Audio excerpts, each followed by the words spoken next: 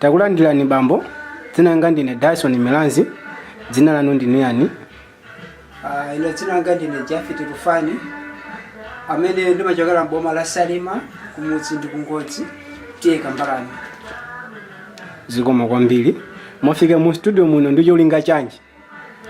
Cholinga chimene ndafikira muno studio ndafuna kuti ticheze pang'ono malinga ndi program imene tinafotokoza kuti tikhala ndi msonkhano. Msonkhano umenewu cholinga chake ndi chani?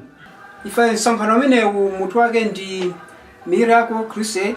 Cholinga cha msonkhano umenewu ndi kuvumbulutsa mavumbulutso amene ali kuchitika kamene amene masomphenya amene tikuwaona ku dziko lino lapansi. Ndiye choncho takoza msonkhano umenewu ndi cholinga chonena kuti anthu amudziwa Yesu, anthu alandire Yesu, anthu amene timachita kuti ndi akhristu masitiri akhristu. Cholinga chake tsiku limeneli tidzadziwe choonadi kuti Yesu ndi ndani, kodi ntchito zathu ndi zotani. Okay, chabwino. Nanga mtundu wa Malawi muuza zotani za msonkhano umenewu? Chimene ndikafotokoze ndi chonena kuti tsiku la msonkhano umenewu ndoti kuti Amalawi onse ali kuyitanidwa. Cholinga chake nchona kuti tufune uthenga umenewu ukafalikire madera osiyanasiyana muno mu Africa muno, sikuti ndi Malawi mokha koma mu Africa muno.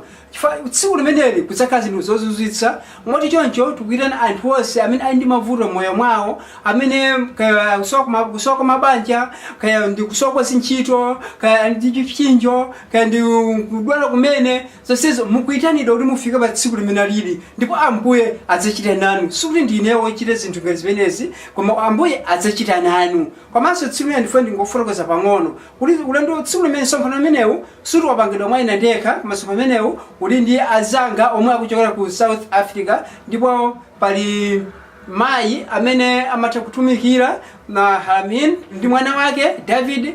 Asewo ndoti tsiku limeneli tikhala limodzi. Choncho Amalawi nonse mukuyitanidwa. Kodi msonkhano umenewu ukhala tsiku liti? Simo kwambiri Mr. Dyson, chimene ndinganena nchona kuti msonkhano uwu tikuyembekezera kuyamba pa 16, 17, 18 June chaka chonchino.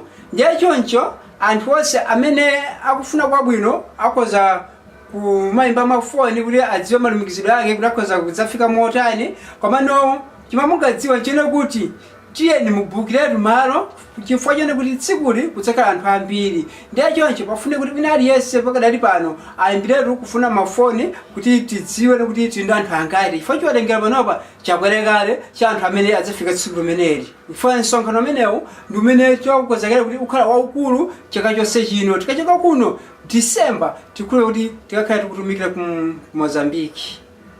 Kodi utumiki wanu ukuyimira mpingo kapena ayi? Pamene apo utumiki oine kapena utumiki oife sukuyimira mpingo kuti yayi poti awa ndi asisebi, hawa ndi akatolika, hawa ndi azambezi. Utumiki waineyo ndoti tikwangotumikira uthenga. Muladiki ndikuwuzeni ntchito muladiki ntchito amangoladikira akaladikira ndakuti enawa akanthu aja akatsitsimuka mitima akazindikira choonadi ndi azibwerera omazapangisa mipingoyo. Koma ngati ineyo panapase ndi nthawi yopanga mipingo, koma ndi nthawi kuti anthu alande Yesu, anthu adziwe choona, anthu atembenuke moyo wawo, asiye zakale ayimba moyo watsopano. Ndiyo ntchito imene tikutumikira panopa. Kuti mumve zambiri za msonkhano umenewu yankhulani ndi Christina pa manambala awa 088 2433 187. Komanso mukhoza kuimbanso pa nambala iyi pa 099 555 0889. Chonde tiyeni tigwire nthawi fa masiku athakale. Mulungu akudalitseni chifukwa cha tsiku labwino. Amen.